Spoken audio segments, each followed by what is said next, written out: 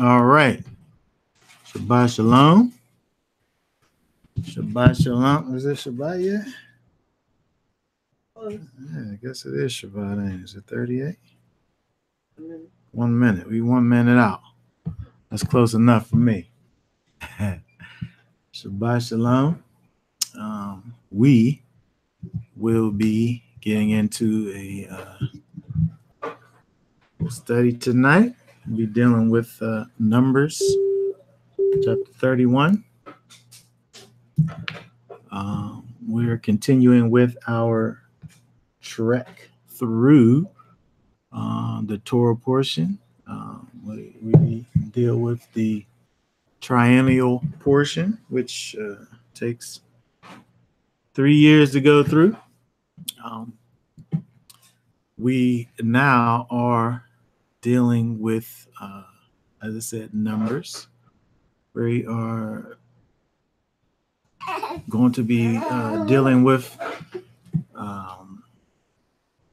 the idea of what we find in Numbers chapter 31, the idea of death to Midian and the kind of spiritual implications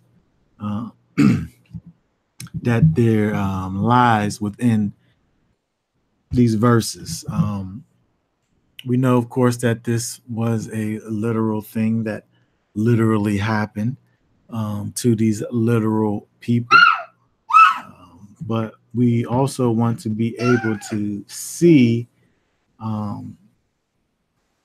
what we can gain from the text from a spiritual perspective. So what we want to do is we want to go and so we can read through a bit of this, and then come back and deal with some key points here. I want to put this up on the screen.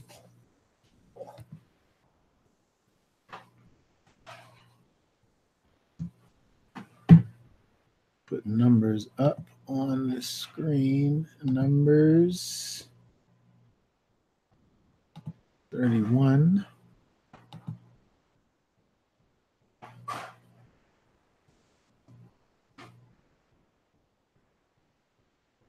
I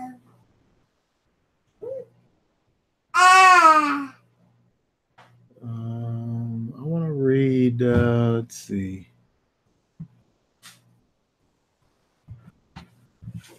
It's the first 24 verses, I guess.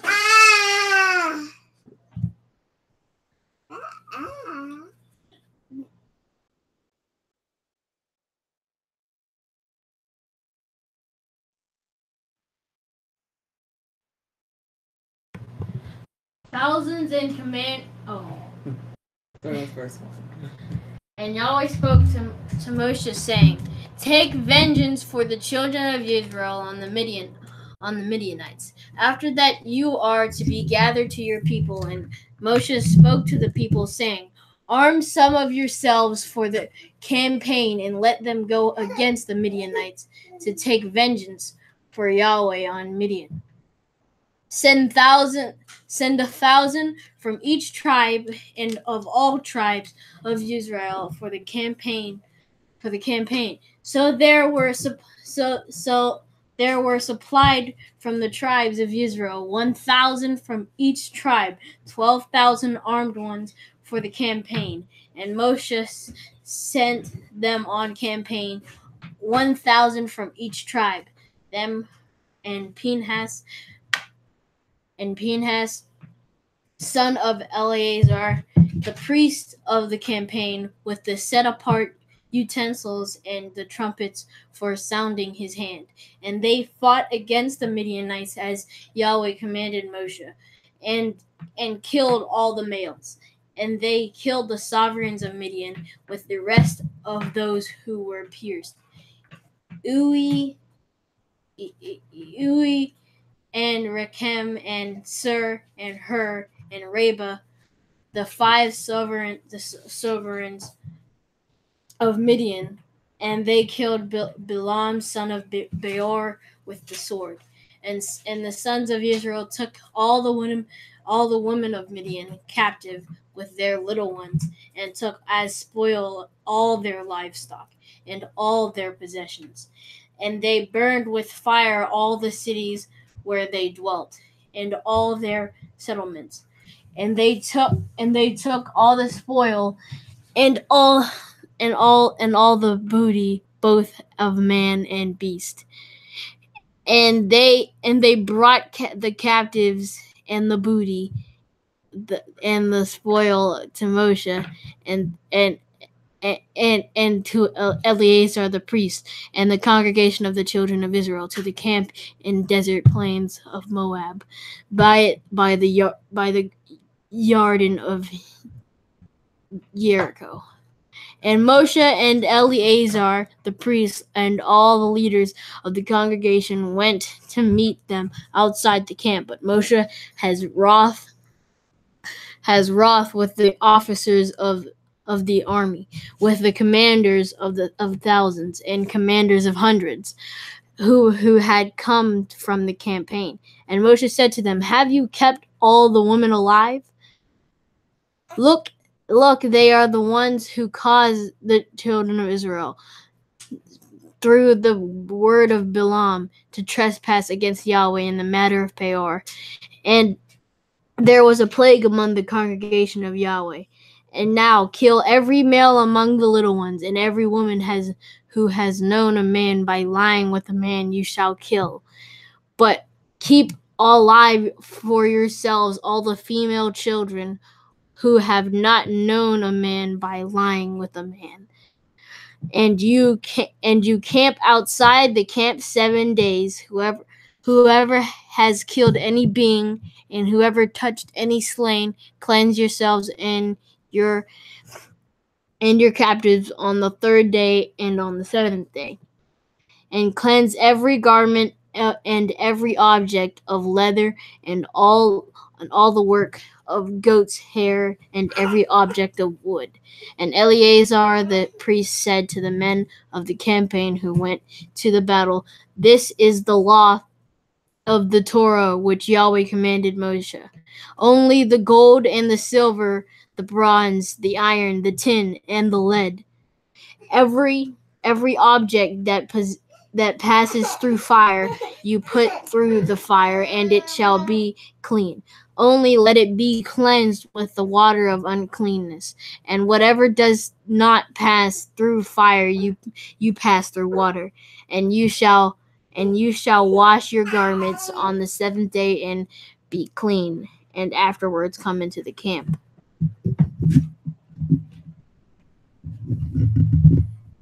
Okay, very good. So we see here things going on here with the people dealing with the vengeance that the Most High is exacting, or commanding that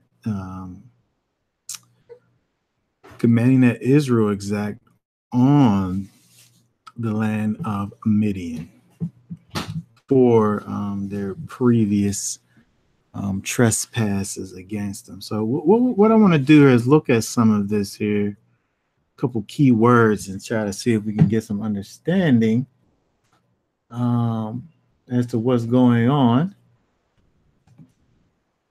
Put up this here.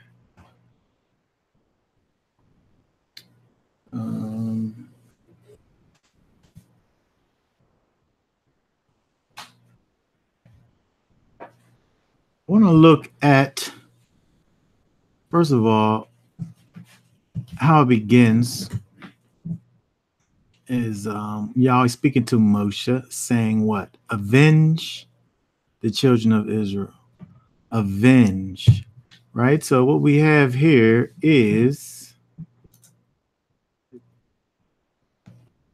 actually, two forms of this word nakam, to grudge, that is avenge or punish, revenge, or surely take vengeance, right? We see that there, and then we see this here, which is again another form of that word nakam. This is nakama, which is avengement, whether the act or the passion, right? So we see this in English, we just get avenge, right? But it really, when it's doubled up here in the way that these two forms of this word are given, it's giving you really the act of exacting this vengeance, right? And we know that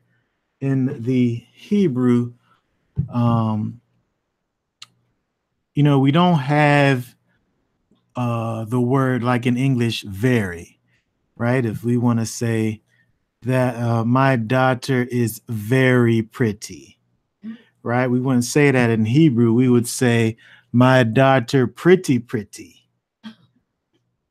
right? We kind of double up on the word in order to kind of give it more emphasis, right? So we see that here's example of that here, with this with the Most High wanting vengeance. He wants vengeance to be enacted, right? He wants to avenge the children of Israel of the Midianites, right? So what we want to do really is look at something, first of all, that I find kind of interesting when we look at this, when we think about um, what's going on. If we remember, if we um, if we look back, at what happened, a question that comes up when we think about what the Most High is asking of the people. Why is Yahweh only requesting of Israel to exact their vengeance on Midian? Why not? Why not Moab and Midian? Why not both? Why is just Midian mentioned? Um,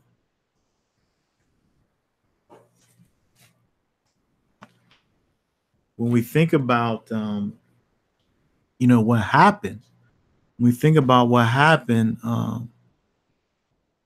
who was it? Who was it that inquired of Bilam in the first place? It was Balak, right? It was Balak. And who was Balak? Well, we look at Numbers 20. Numbers. We go back. Numbers.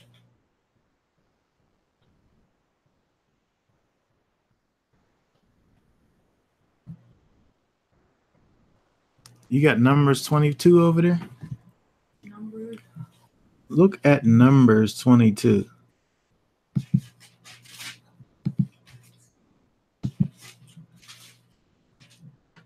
Got it. Okay.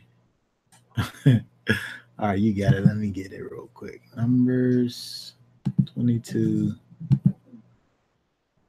Okay, read just the first three verses there. And the children of Israel set forward and pitched in the plains of Moab. Okay, wait a second. Where was they at?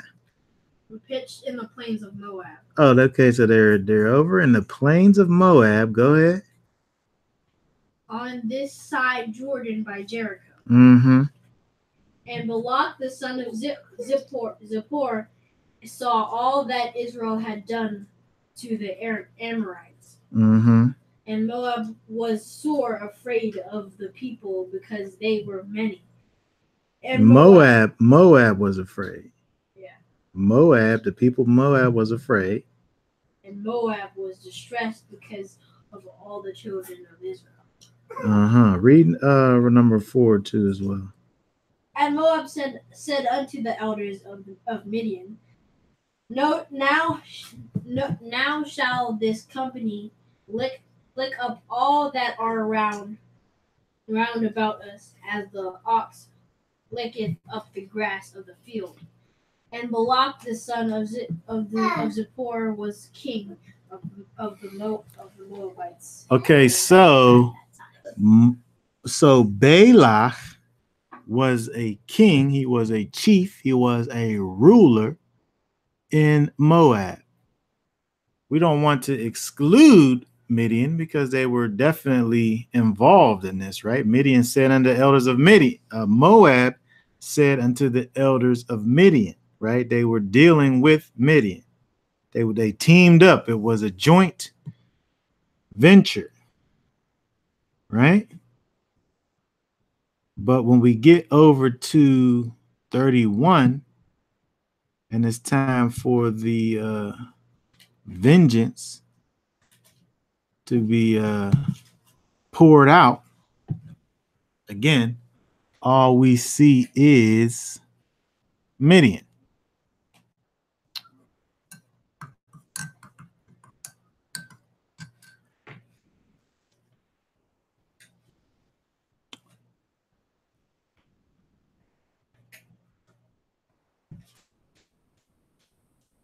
When we think about the God that is referenced in the transgression that happened among the people, Baal Peor.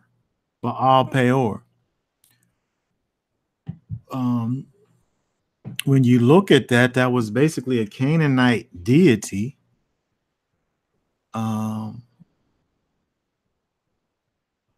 Of the people of Moab. Peor is a mountain in Moab, right? So the very transgression, the idolatry that was committed by the people in Israel was when they actually joined themselves in idolatry to the god of Moab. But Midianites get destroyed.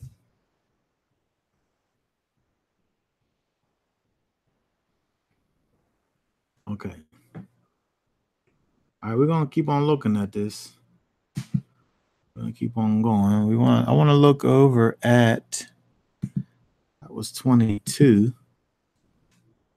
Go over to 25.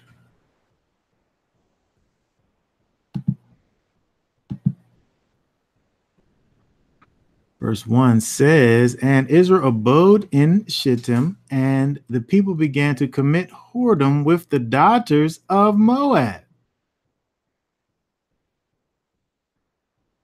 And Israel joined himself unto Baal Peor.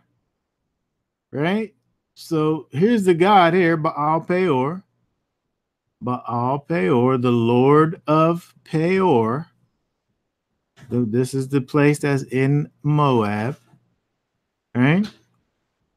We see here they're committing whoredoms with the daughters of Moab.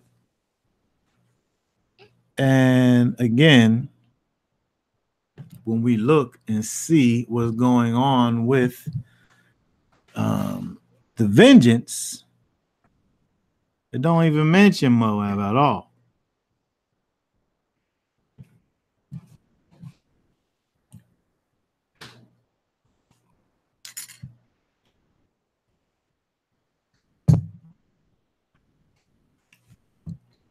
when you look at some of these, it's interesting when you look at some of these commentaries, and it talks about the Midianites. Um, as I was going through, it talks about the Midianites really as not being um, a people that were really about war.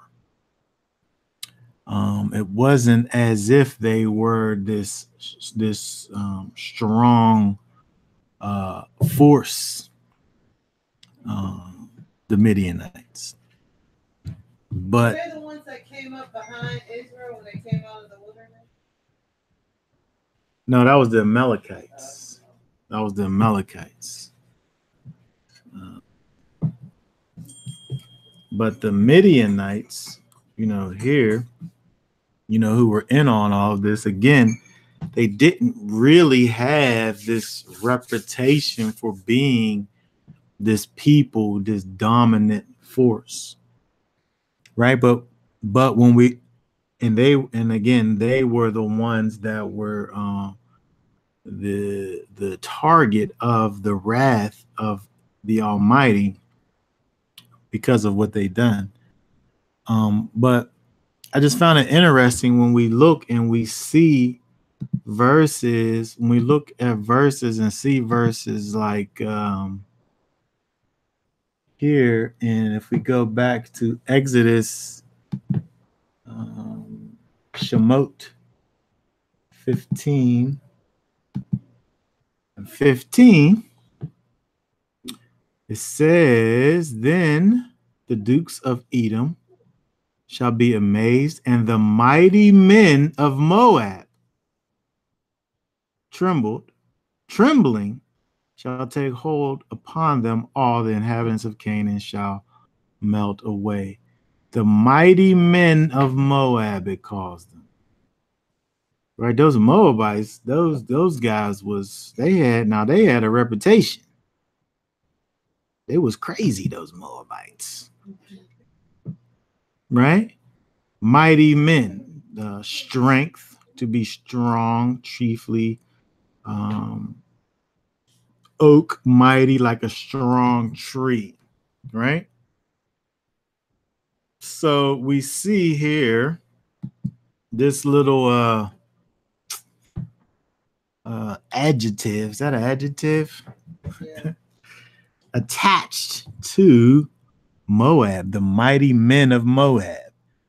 So when we think about that, when we think about the fact that you have Moab, who apparently they do have a reputation of being mighty, coupled with this, potentially weaker, less intimidating group, the Midianites. Why are they the dominant? Like, why are they the ones that are in the forefront of the vengeance? Was the question.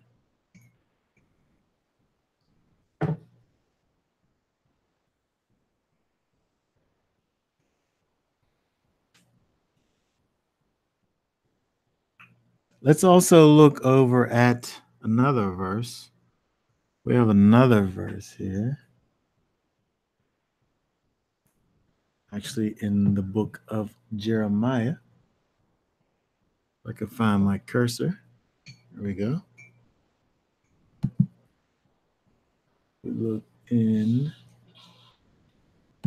Jeremiah 48.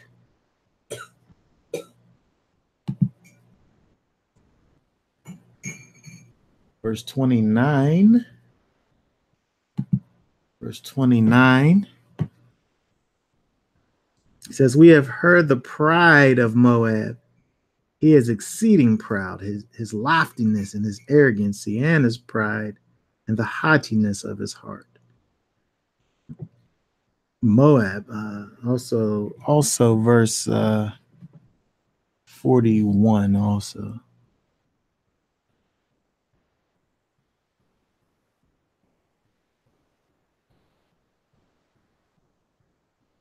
41. 41. Keriot is taken, and the strongholds are surprised, and the mighty men's hearts in Moab at that day shall be as the heart of a woman in her pangs. Right? So again, we're looking at Moab, who apparently is this force to be reckoned with. And yet, when it comes to time for the beatings to be handed out, we don't hear nothing about Moab.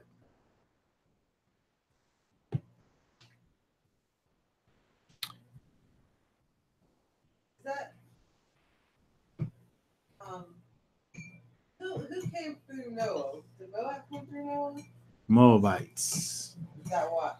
Moab, the Moabites, and the Ammonites, right? The Amalekites too? No, the Moabites, not know a lot. Moabites and the Ammonites. Not the Amorites, the Ammonites and the Moabites. Do you think that might be why? Is that what you are offering? Can you say to the mic? You think that because of the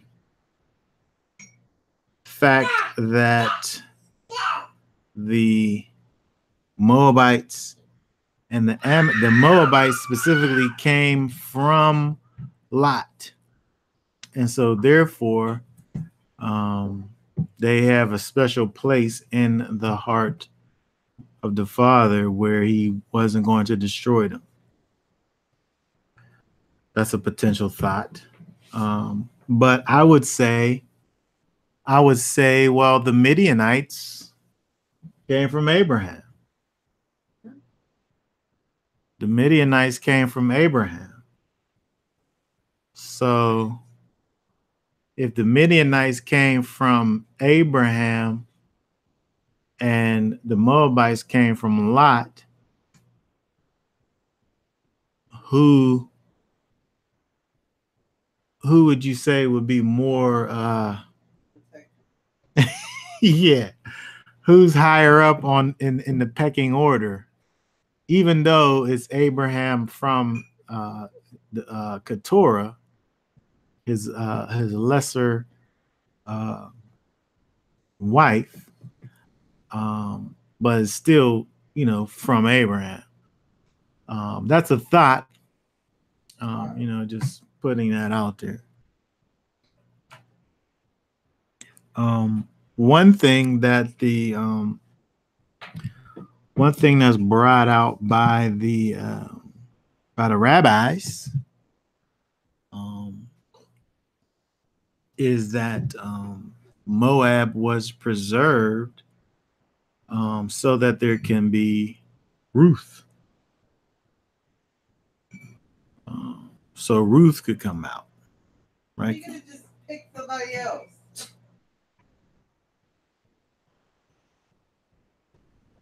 You don't have to keep the whole group of people alive for one person. Why not? That's pretty excessive. You think that's excessive? Yeah, it just needs one person. Well, it's a thought. That's what the rabbis say. I thought it was interesting and worth mentioning anyway.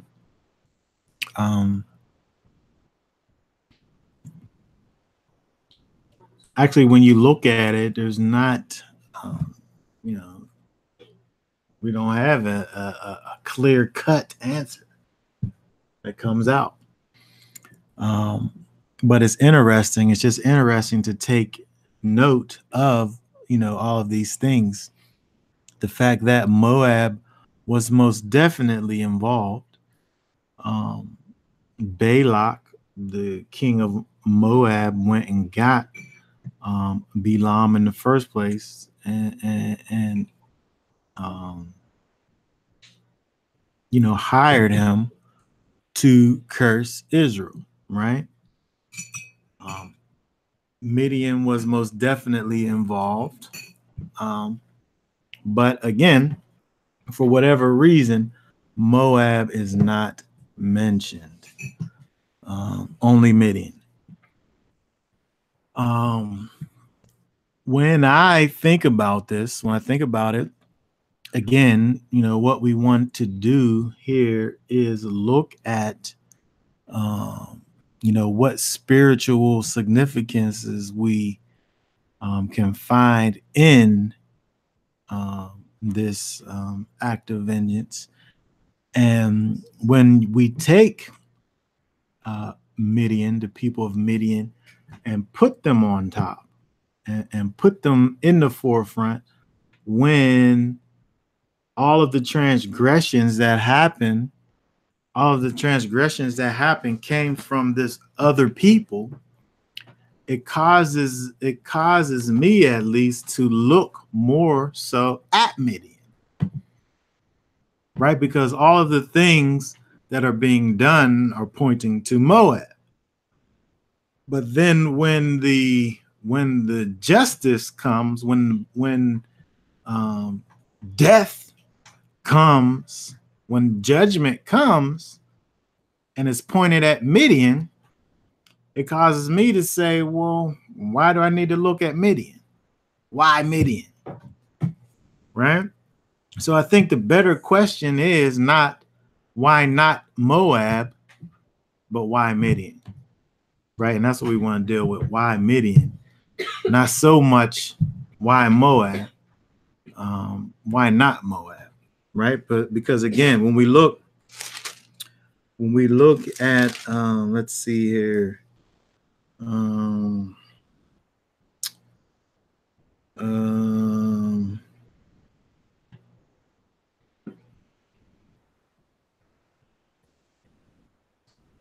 Oh, we do. Okay, we do see one little thing, right, that's attached to Midian.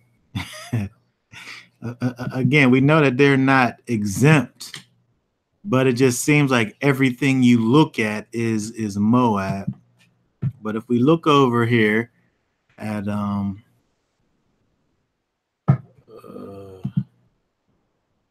going back to Numbers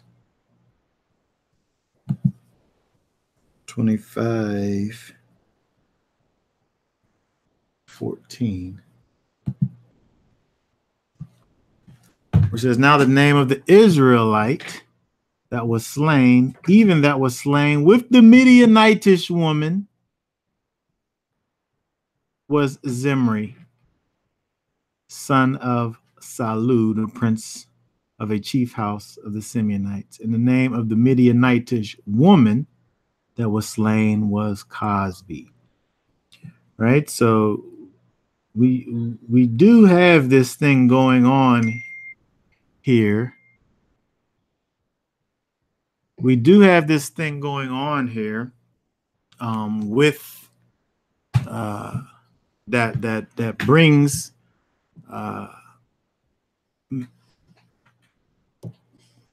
the Midianites into the situation more in the forefront. But again, most of the things that we see that's going on, even the thing that they're doing when you talk about the worshiping of this god Baal Peor, is about this kind of overindulgent exposure. This God, that the way that you worship this God deals with overindulgent exposure, right? So you have this Midianitish woman who's doing this thing that's connected to the Moabite God.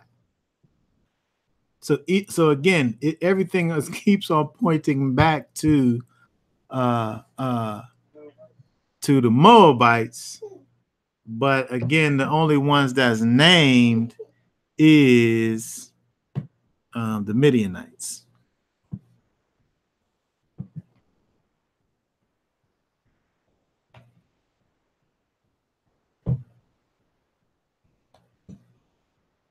Okay, so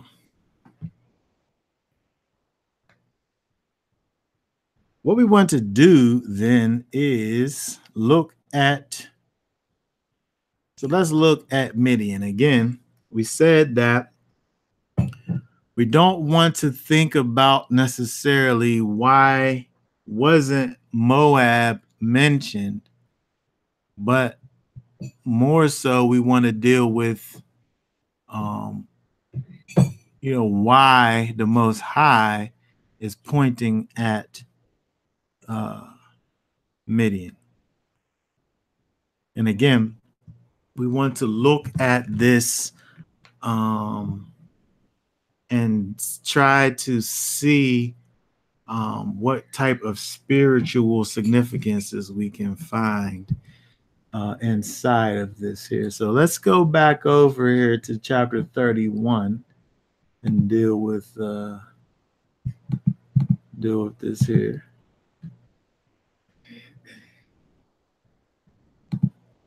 (31) and let's go down to verse 7. Read again 7 and 8. And they warred against the Midianites as Yahweh commanded Moses, and they slew all the males, and they slew the kings of Midian beside the rest of them that were slain, namely Evi and Rechem and Sur and Hur and Reba, 5 kings of Midian, Balaam also the son of Beor, that they slew with the sword. Okay, very good. So they went in there, they killed all the men. Right, that was what they was told to do anyway. But along with the men, they also slew these kings, right? That they mentioned by name, and Balaam, who was a major player in this whole transgression thing that happened in the first place. Right? So when we look at, for instance, Midian, right? And they slew the kings of Midian. Midian.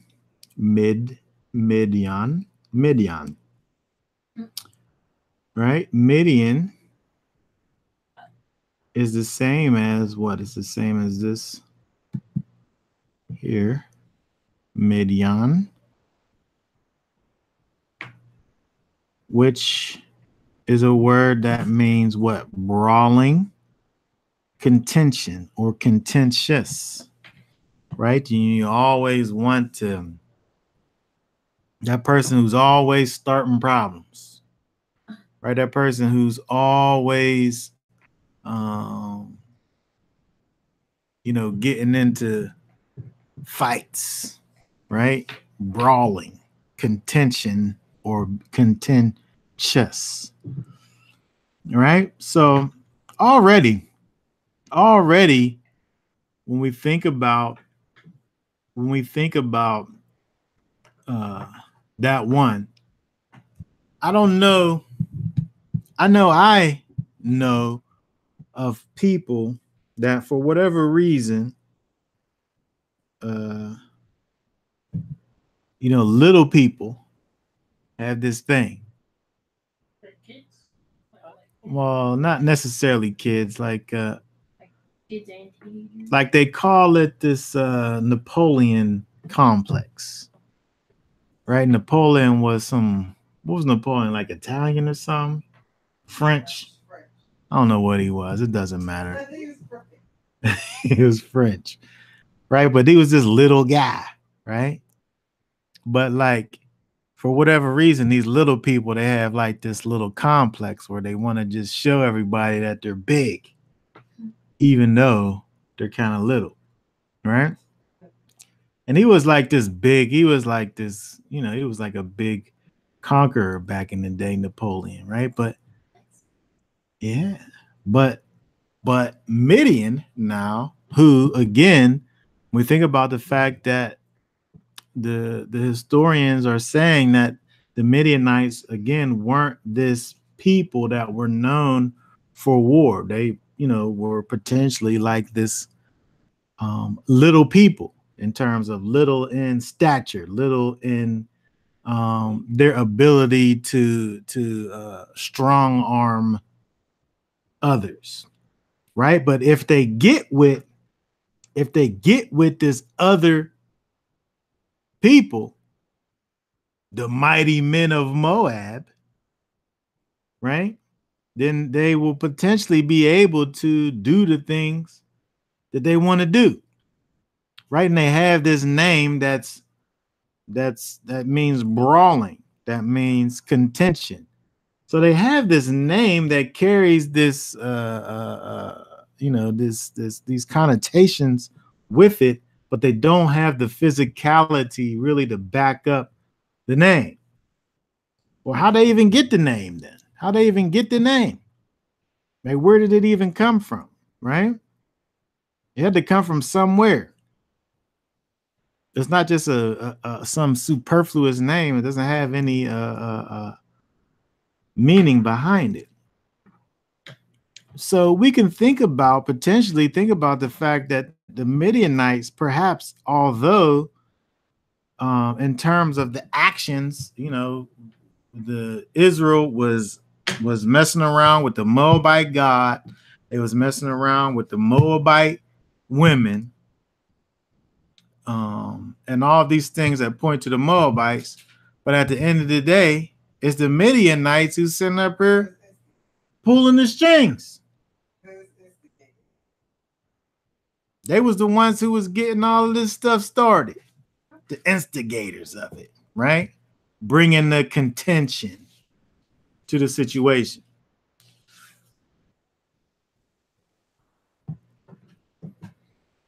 Midian. So again, when we think about this again from that spiritual perspective, and we think about this idea of Midian and Yahweh, exacting his punishment, his vengeance on the Midianites. We think about what it is that these Midianites represent, right? Contentiousness.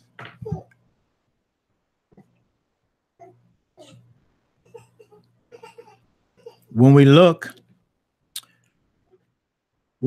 here, let's break this word all the way down, because when we take this word down even further, madan, to contest, quarrel.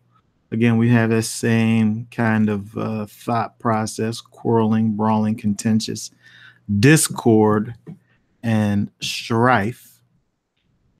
And then that word, of course, goes down to Dean or Dune, which is to rule, judge, as to strive, contend, execute, so on and so forth.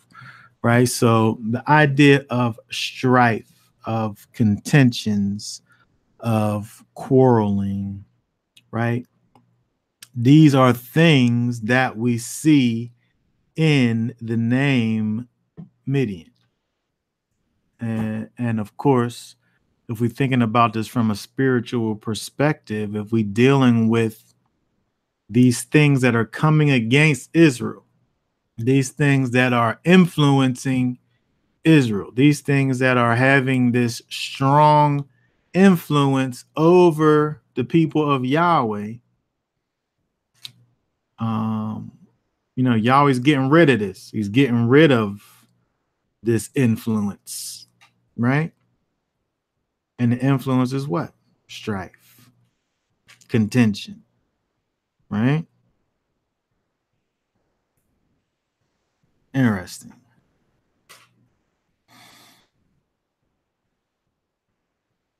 So again, we see with what the Almighty is doing in terms of causing us to look towards Midian.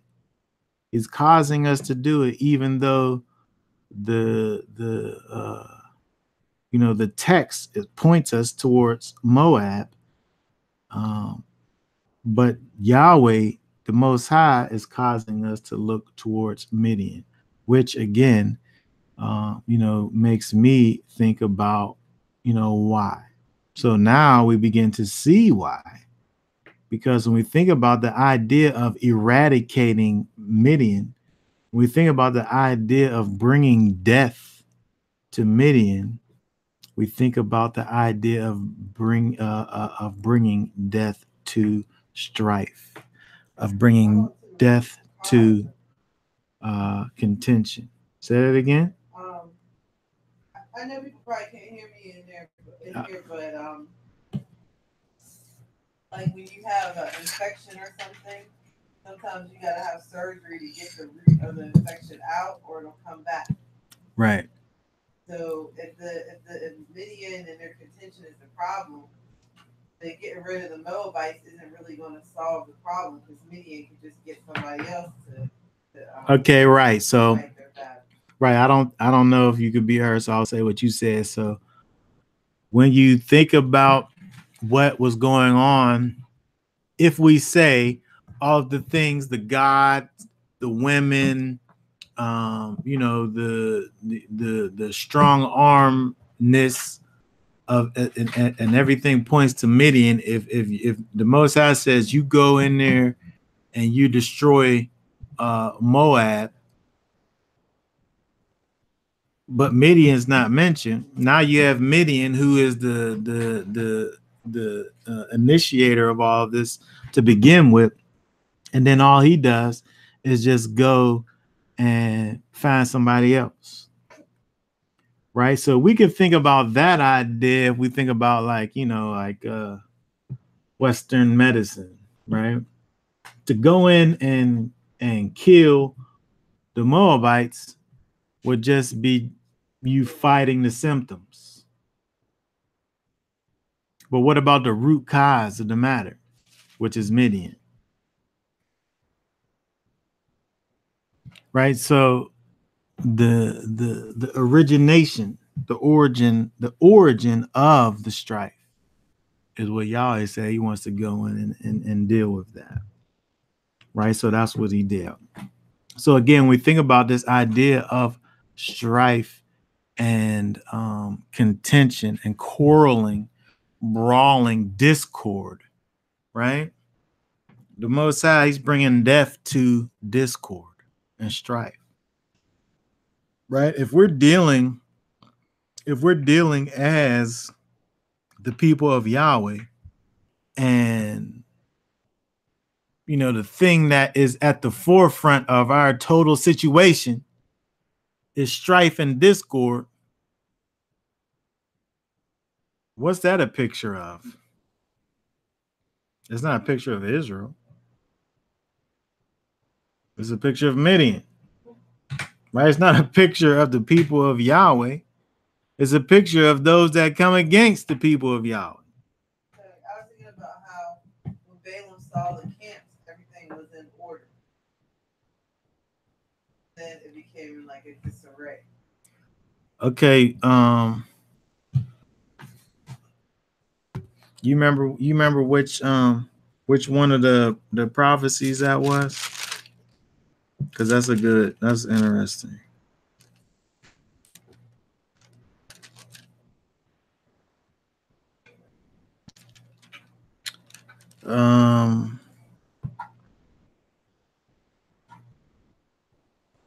I was looking back at Numbers 23. Tirsa mentioned that when Balaam saw the camps of Israel, they were in order.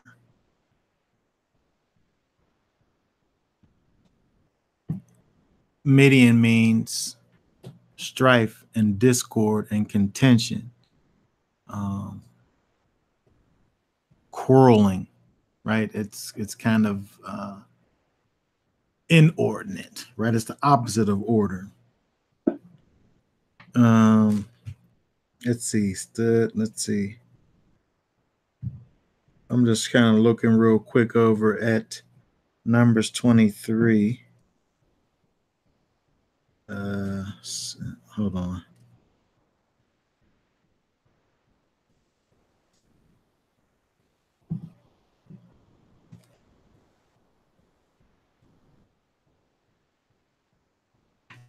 Okay, I don't want to spend too much time looking at that because I can't find it readily.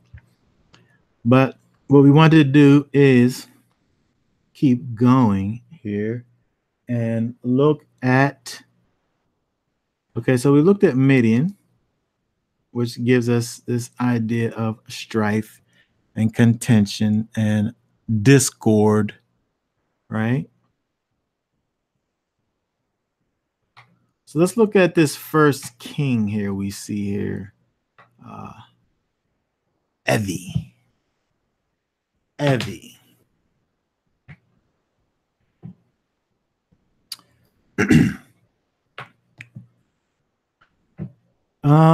Probably from 183, this word that means desirous. Desirous, Evi, desirous.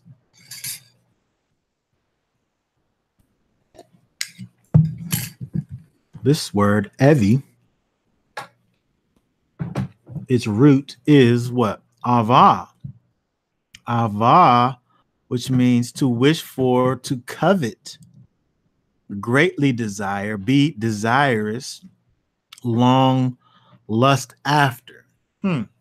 So this other king, this first king that we look at from Midian, the place of strife and contention, the king, one of the kings that was slain, one of the kings that was over this people that was named after strife and contention, this king's name deals with coveting and lust.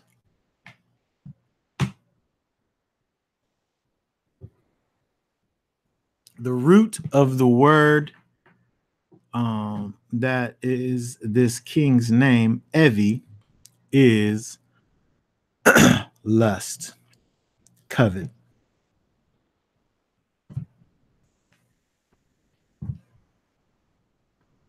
When we look at here, let's look at a couple things here. Because the first thing we can look at without even thinking about it, right? Without even thinking about it, we can flip over to Exodus 20.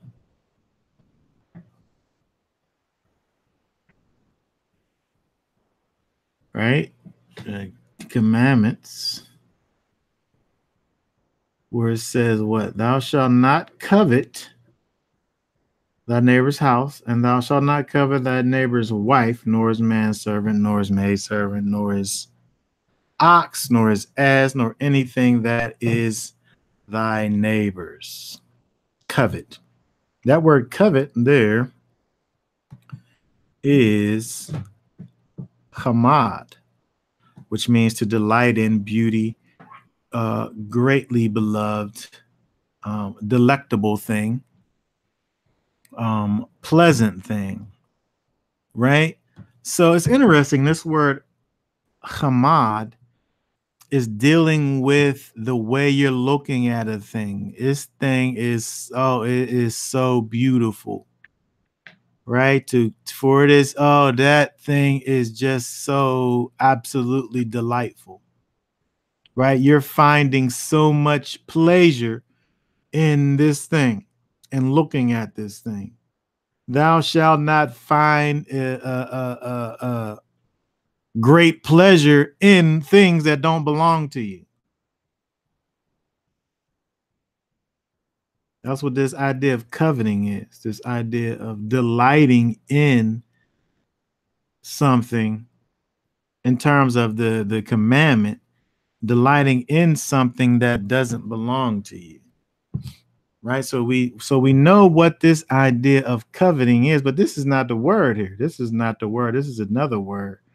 But if we go over to Deuteronomy, something interesting happens. in Deuteronomy, chapter 5 and verse 21, where Moshe is retelling the commands. And in the English, we don't really see anything different, right? Neither shalt thou desire thy neighbor's wife, neither shalt thou covet thy neighbor's house, nor his field, manservant. Right? He basically says that again. But in the Hebrew, right, what we have here is, here's the word we just looked at, hamad, which is to have this great, the delight in this thing, right? But here's this other word here, where before it was hamad, but over here it's hamad. You shall not hamad thy neighbor's wife, neither thou shalt avah thy neighbor's stuff, which is a different word. It's a different word, but it's really giving you the same thought process. They're different words, but they really do carry the same meaning, right?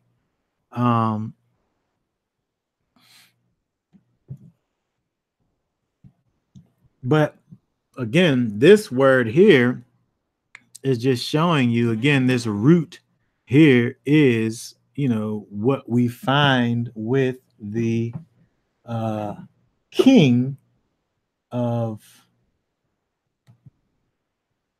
the Midianites.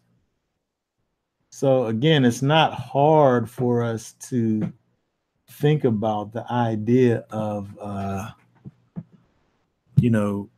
ridding ourselves of coveting, ridding ourselves of being desirous towards and longing and lusting after things that are not rightfully ours, right? And that's what the idea is when we think about coveting. When we think about these strong desires, it's this thing, it's this action, it's this thought, it's this a concept, this strong desire, this strong inordinate desire, right? So when we think about what the Almighty is doing when he's sending Israel into this land, into Midian, and destroying these people, right, for the betterment of Israel, he's destroying what? He's destroying strife. He's destroying contention and quarrelings. And he's destroying coveting. He's destroying, these strong, desirous thoughts and attitudes in the land, right? And again, we're thinking about this from a perspective of, from a spiritual perspective. We're thinking about the betterment of Israel, right? It's not hard to think about this in terms of, how this relates to our situation. If we want to allow the spirit of the Almighty to rule and reign inside of us, we can't be mixed with the Midianites, right? We can't be mixed with strife and brawling and contentions, right? And we can't be mixed with being desirous over these things that do not belong to us.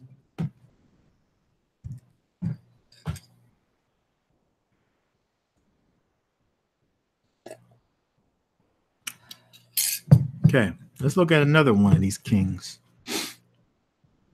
See if we can find something else here.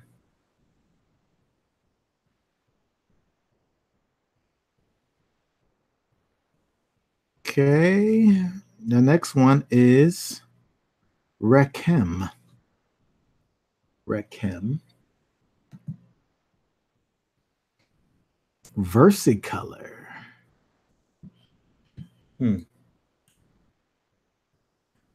What can we say about versicolor?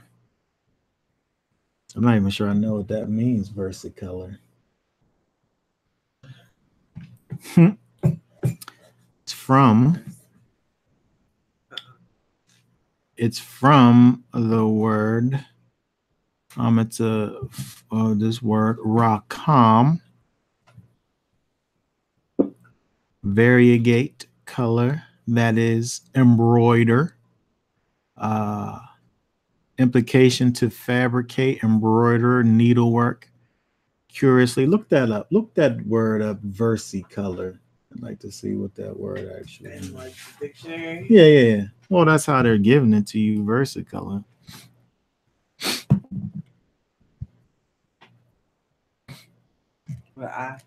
Yes, versicolor.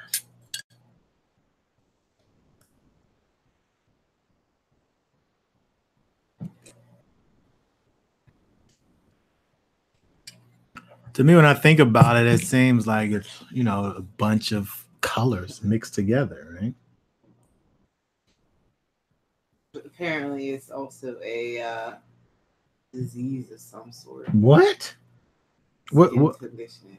Hold on, but what does the skin condition do? Changeable in color. Mm-hmm. Changeable in color. Various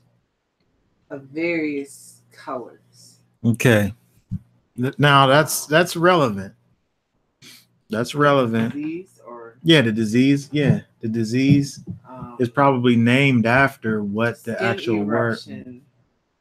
On the trunk and extremities. Hold on, that's the disease. But what's just the word though? What's this? To turn the color of the skin.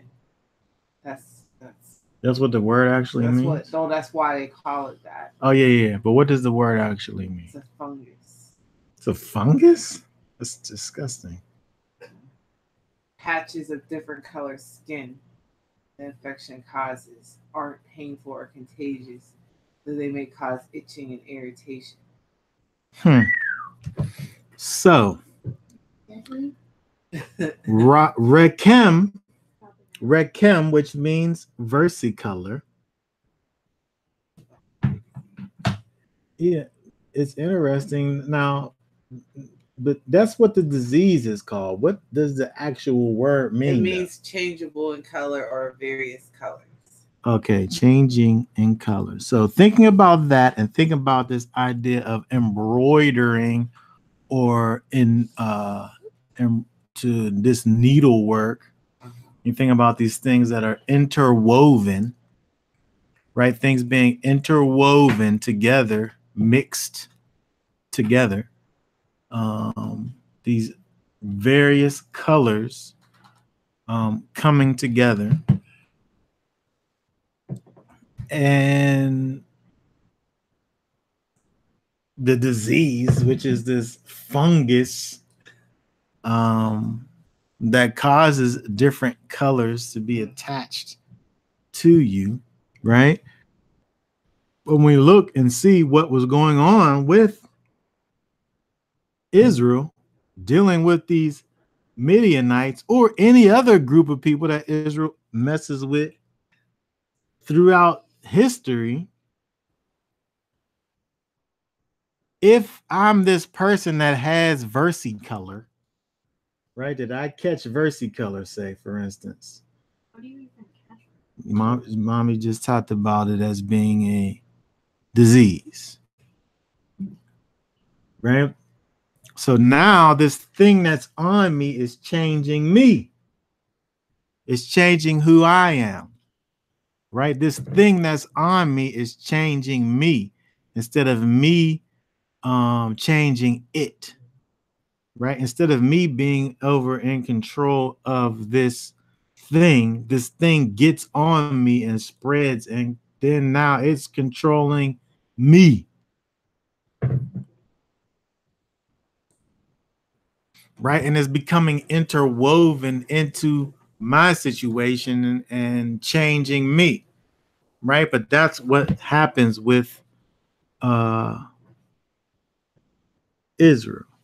That's what And that's what happened to them, obviously. That's exactly what happened with them, and that's what Balaam, that's what Balaam had for them in the first place. He wasn't even able to let curses come out of his mouth. But what he was able to let come out of his mouth was the ability to be able to tell these people how they would get Israel to do what? To turn their eyes away from the Father. How the Midianites would be able to get Israel to not be able to know who they were anymore and just be able to see the things that was on them that wreck him, that versy color. I mean, what we have to try to be is unchangeable. Right. Consistent. When we think about the idea of death to Midian, this is what we're talking about. We're talking about death to Rechem, death to Evi, death to this covetousness, death to this curious needlework that changes your outer who you are as individuals, as Israel, right? They should have been able to deal with these people and still remain Israel. But as soon as they began sitting up here doing the things that these other people do,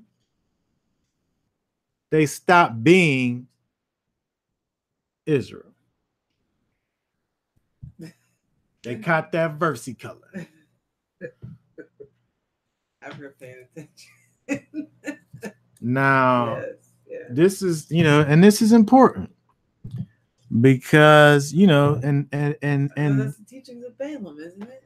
Of compromise. Yeah, right. The teachings of Balaam is to compromise. Exactly.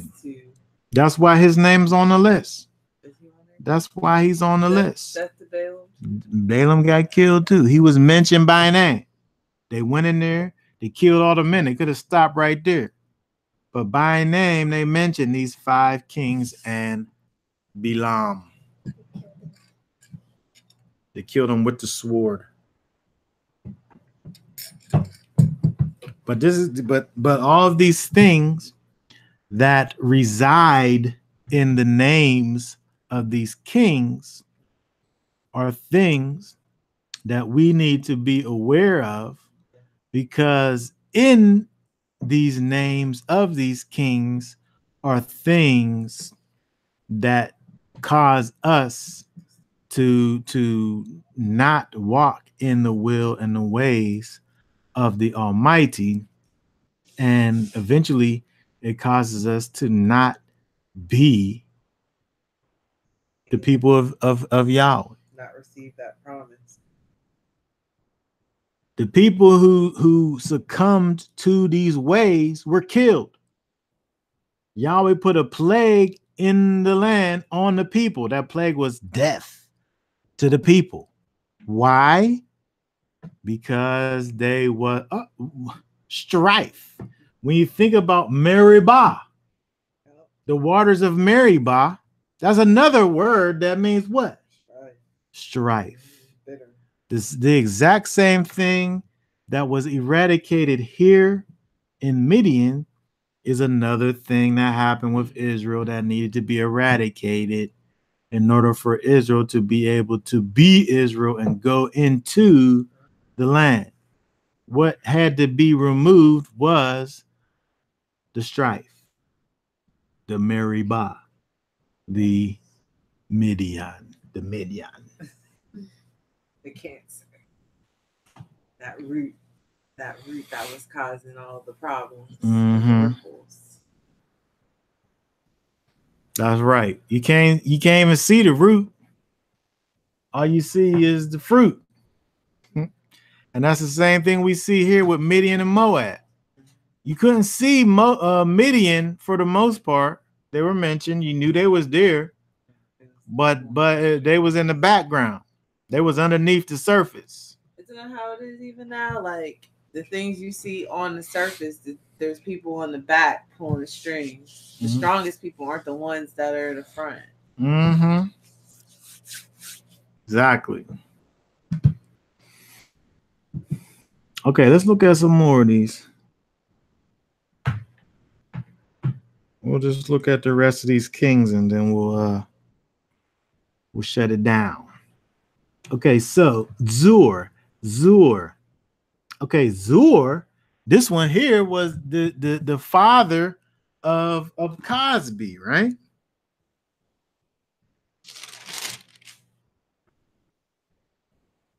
Was that the father of that lady? Wow. Yeah, verse chapter 25, verse 15. And the name of the Midianitish woman that was slain was Cosby, the daughter of Zur. He was head over a people and a chief, and of a chief house of Midian. All right, so let's look at this person, Zur. Zur means rock. It's the same as Zur, properly a cliff or a sharp rock, as compressed, generally a rock or a boulder. Okay, right. So it's giving you this idea of a rock, this hard thing. Think about a rock. First thing I think about is somebody who's hard-headed.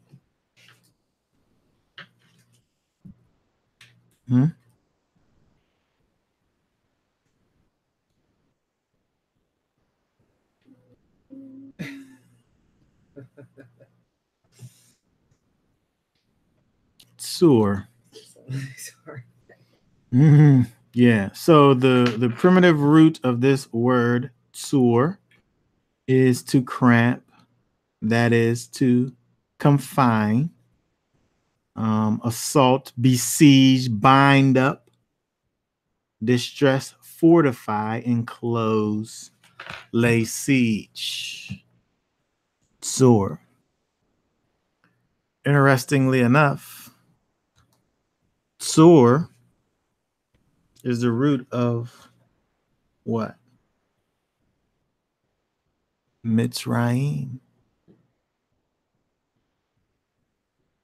Mitzrayim comes from this word tsur, which is to confine, which is to bind up, which is to distress or besiege.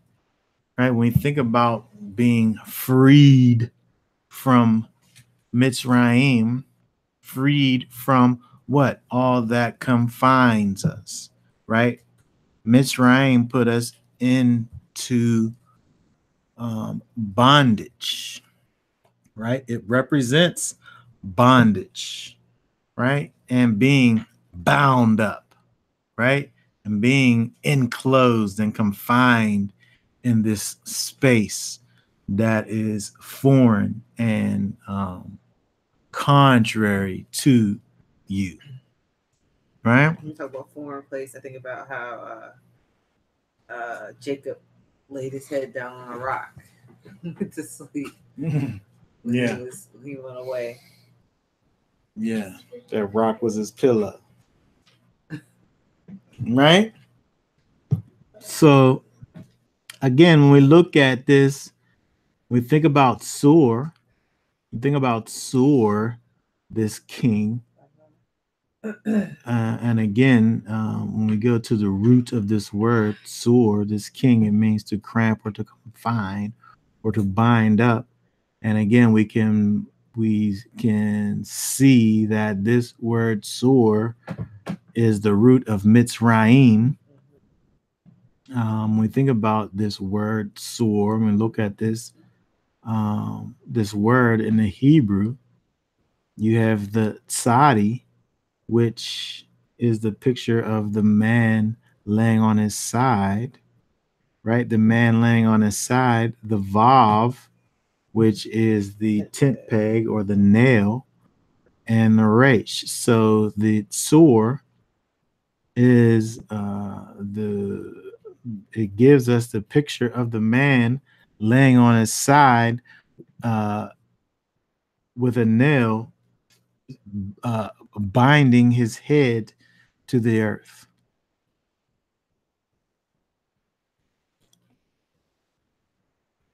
Right? This picture that we see with this thing, Tsur, and interestingly enough, the daughter of the man whose head was affixed to the earth, the daughter, she became affixed to the earth as well, didn't she?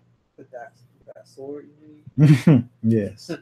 I was thinking that, and you talked about this before, about how when your head is affixed to the earth, like all you can do is think about carnal things. Mm-hmm. Like you can only think about things if you can physically touch, taste. Yes, and you're see. bound up by those things, right? Those things got you fortified. Yeah. Your mind is fortified and confined to carnality. Yeah. And you can't look beyond the things that you could physically see. And this is a problem. When you look at and by the way, the Most High, he's killing this, right? That's that idea, he's killing it. He's eradicating that idea, right? That's what we're seeing here, right?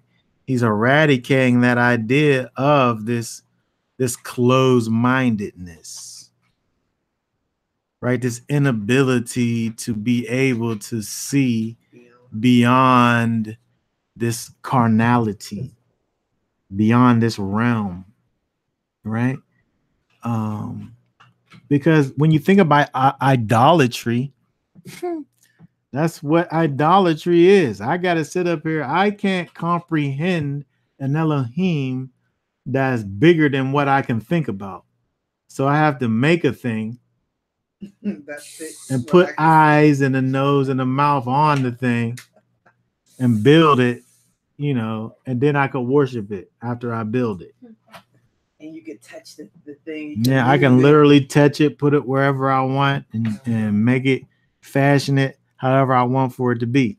Or even when you was talking about the manna, like you can't understand something that comes from heaven. What is it? You can understand something that comes from the earth. Mm-hmm. You can understand some leeks and some garlic, stuff that are root vegetables that come out right real wild. Mm-hmm. So again, when we look at this, when we look at what's going on here, and the eradication of strife, and the eradication of covetousness, and the eradication of confinement to this carnality in the earth, this is so spiritual, right? He's showing us some powerful things here, and this had to happen. This step in the process had to happen in order for the people to be able to make it to the land. These things had to be removed. You wasn't gonna be able to get into the promised land if you had these things. No. All of these things were in the way. All of these people and these kings And these thought processes and these ideals were in the way. They were blocking the way of Israel to making it to the place where the Father was taking them. All of this confinement and binding up. We were freed from Mitzrayim already. And then these people, these Midianites, who are all about this strife, trying to put more Mitzrayim on us, more cramping and confinement. Most High said no. Death to Midian. All right, what else we got here? Hur. Oh,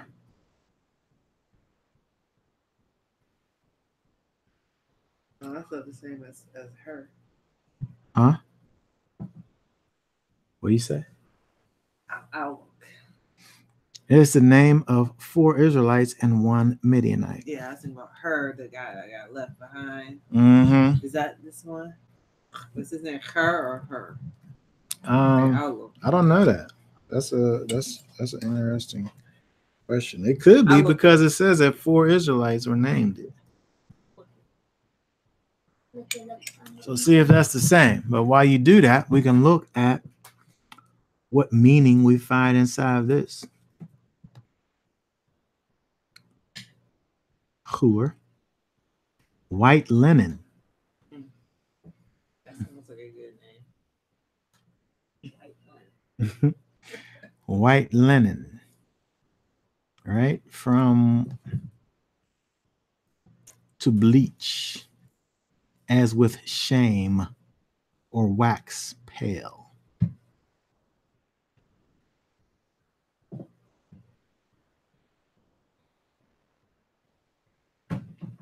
I said bleach, blanch. As with shame or to wax pale. So when you think about white, when you think about Laban every time. Sorry. Laban. I don't know why. That's a terrible that's thing what to think Laban about. means. Yeah. But it's a terrible thing to think about. It's thinking about the idea of shame and waxing pale, or the color or the life. I'm saying life and equating life with color, leaving. Right? When people become pale, colorless, right? It's kind of what happens to blanch. We think about blanching as like kind of boiling or cooking a thing. And we know that when we do that, you're taking away all of the nutrients and the goodness out of the thing, the more you cook it, right? So again, it's talking about this. There's a idea of shame that's associated with this. There's kind of a disconnection thing that's going on. So when we think about this word here and waxing pale, losing one's color or pigmentation, even, right? It's kind of stepping away from the original, right? It's the original, but it's lost, right? It doesn't have all of its luster that it once had, right? When you think about Israel as a people, Israel's called the peculiar treasure of the Almighty, right? But what happens with that peculiar treasure when it loses its luster? Are you talking about the And the earth. Well, I'm talking about the luster right now. I'm not talking about the salt and the savor. I'm talking about the luster, right?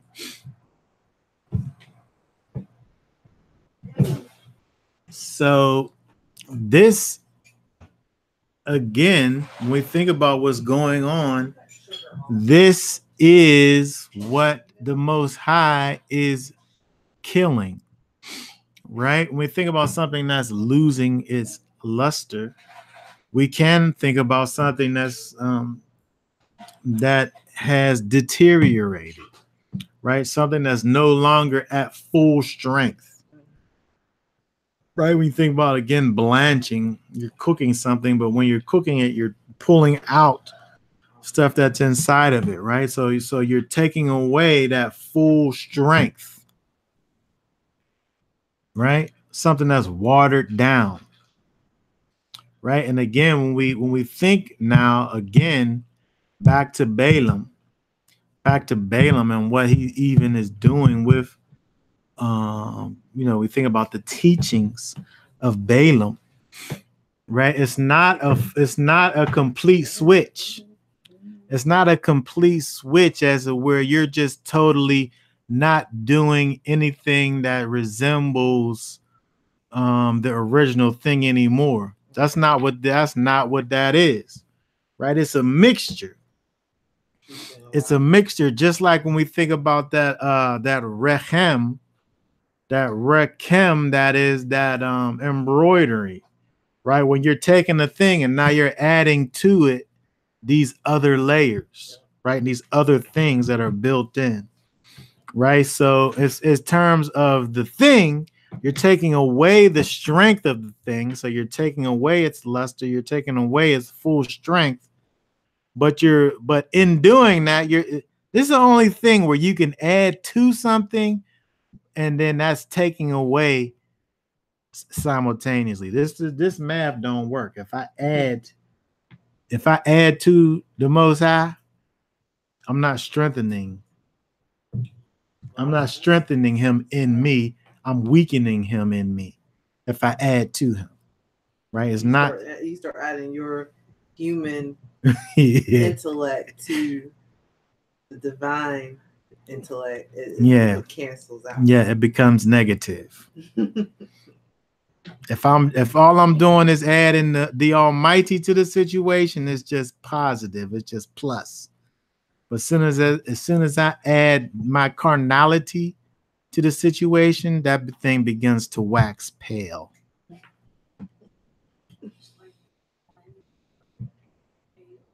Right? And so the Most High, he's killing that. He don't want that. He don't want these things added to his situation. Right? He don't want his people to be watered down. He don't want for his people to lose their color, so to speak. Right?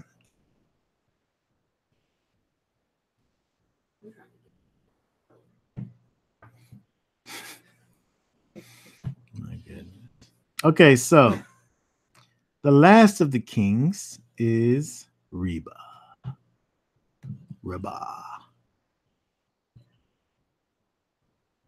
That was the same name, by the way. Hmm?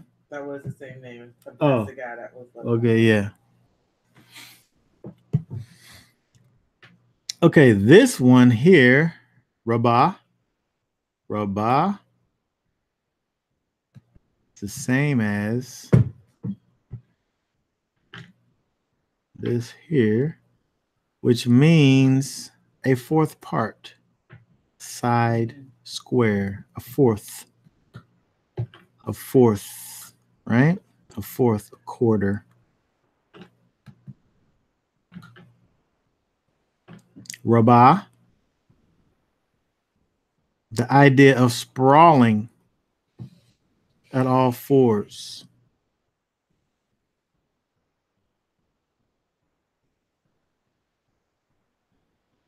It's identical with this Rabbah. We done looked at this 4 different ways, and we still looking at these same letters, just different vowel, like pointing, right? This here is to squat, to lie out flat, specifically in copulation, to lie down.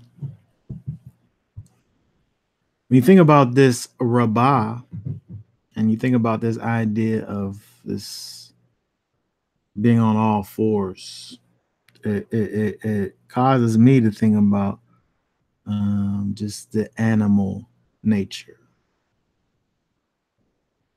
right? That animal nature, that thing that causes us to just simply deal in the realm of instincts, just dealing in the realm of our senses. And when we think about all of these things, that we are looking at in terms of these kings, they can all, at the end of the day, bring us back to um, our carnal mind, right? In the flesh, and all of these things that are pulling us away from the Almighty, right? When you think about, when we think about this rabbah, right? It causes us to think about what? The animal soul, right? Our soul, that word soul, nefesh, means what? It means flesh, right? It also means soul. It also means animal.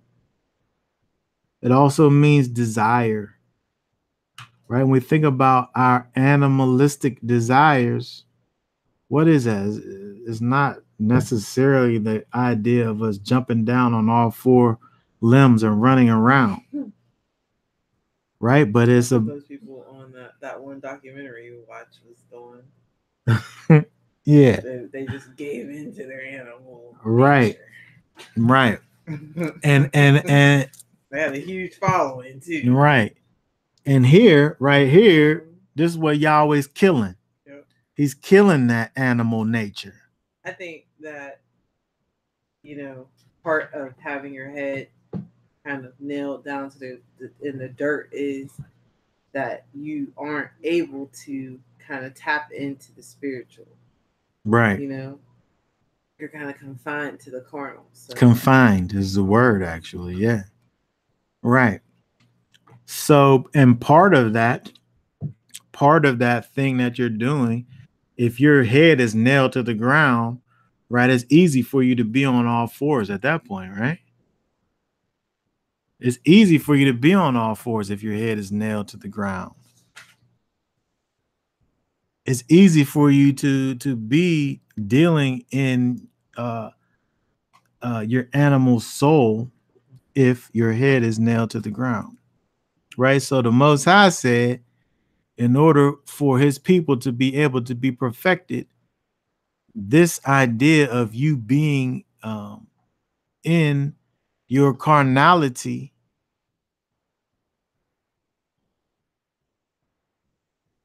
he's killing that, right?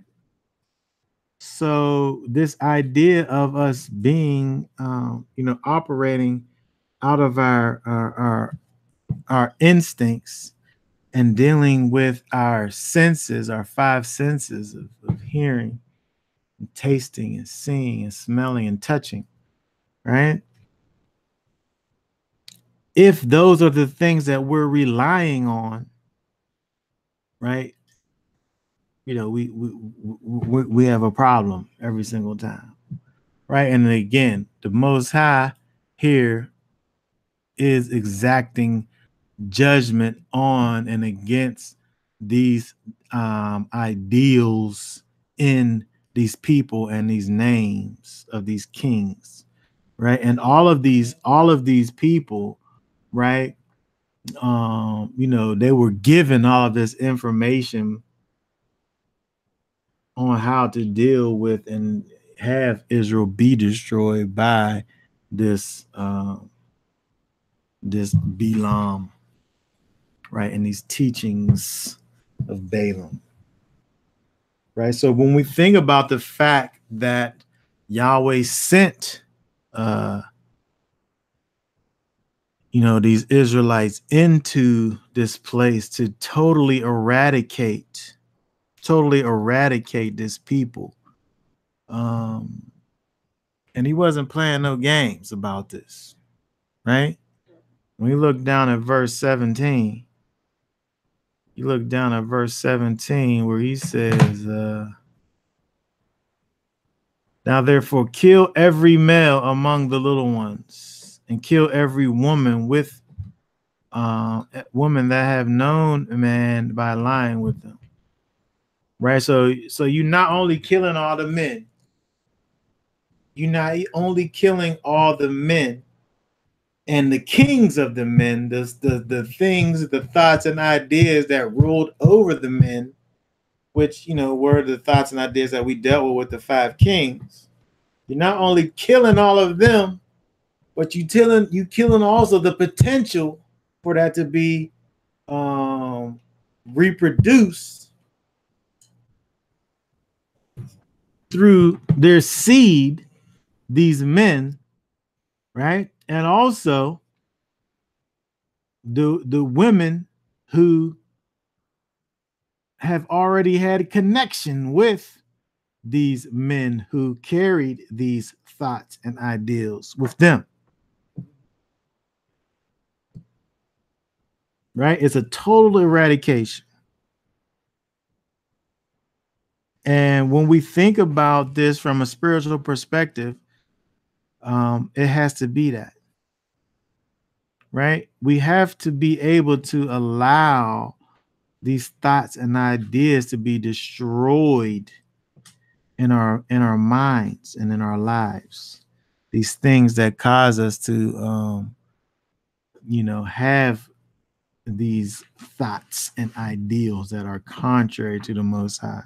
These things that pull us away from the Father, right? These things that add to the Almighty.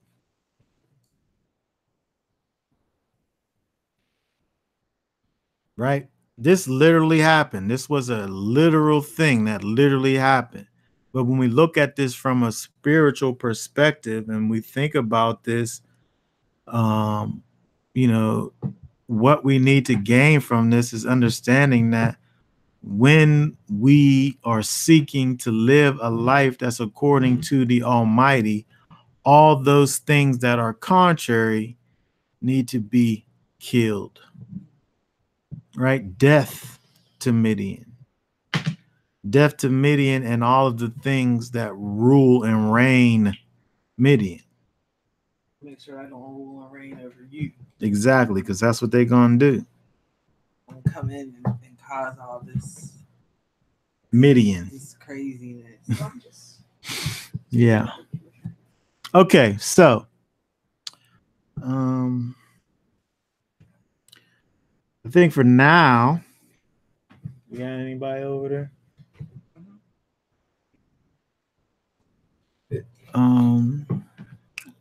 We have, and if we don't have any thoughts or comments or anything to add to the situation, I think we'll go ahead and be done for now. But what we want to do, just kind of parting thoughts, we want to just be able to remember that when we think about this life that we live, we want to be able to look and know what it is that the Most High has said for his people to be doing. And as soon as we try to add to that, we taken away from it. And when we look at people who saying that they Israel, but all we see is strife and contention in those people, you got to question that. I think because Yahweh, the Most High, he killed that, right? He eradicated it.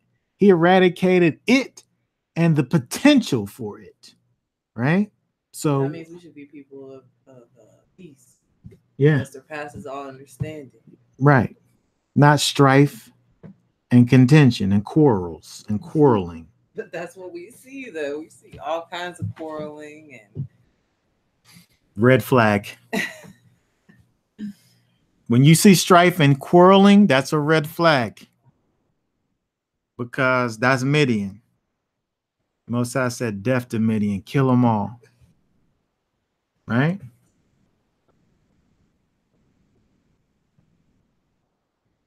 So when y'all sitting up here, stop it! Stop doing that to me! That's strife and contention. Quarreling. Right? When we see these people sitting up here and, you know, they got all this fight in them, right? When all you rage and all of this, you know what I mean? What's that all about? Why you got all this fighting to do? Right? We can't be about that. Yahweh's the Most High. He's killing that. And it's interesting because it talks about these being kings, and you know, kings have authority and reign. This is what's ruling. And you know, it's the ruling thought process. It's the thing that's governing everything. All of these things: covetousness, desirousness, intermixing, interweaving with these other thoughts and ideas into these things that are pure, that are of Yahweh. Fading out the fullness of the watering, tempering the full strength of the Almighty.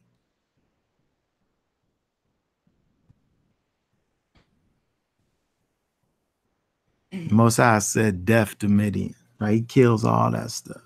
So when we look around and we see these things that don't look like the Almighty, that's red flag.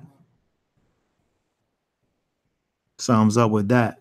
That's not the spirit of the Almighty. That's the spirit of Midian and these kings that been dead. And we need to just not associate with that. You can't.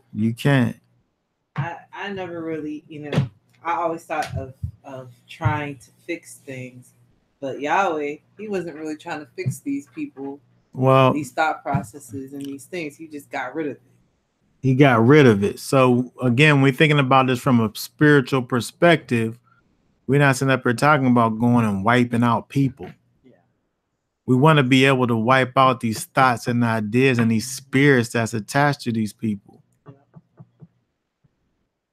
And then, just like Yeshua said, when you go and you deal with these people, and then they not able to accept what you got to offer, then you can just wipe the dust off of your feet and just keep it moving.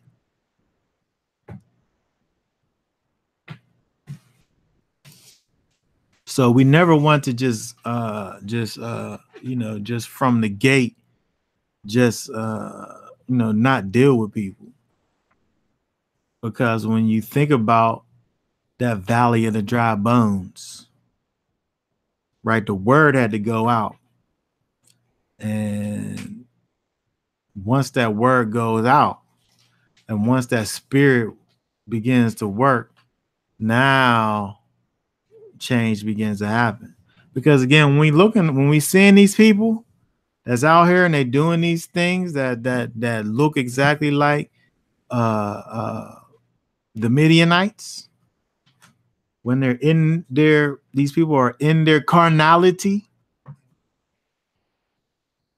These people need some Ruach in them, right? They need that spirit. They need that Ruach HaKodesh inside of them, right? And you got these people out here that's functioning in their carnality, harping on these carnal things and not dealing with the reality of the spirit of Yahweh.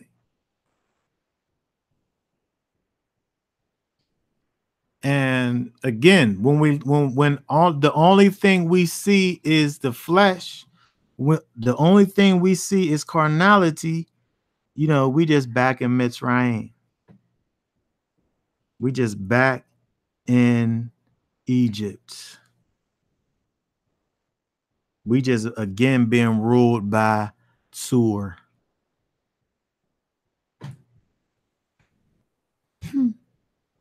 Okay. All right. That being said, I think for now, before it gets too late, we want to go ahead and shut it down. So we want to say Shabbat Shalom to everyone. Enjoy the rest of your Shabbat. And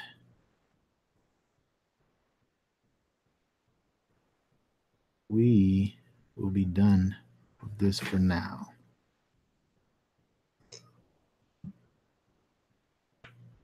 Okay. All right. Shabbat Shalom.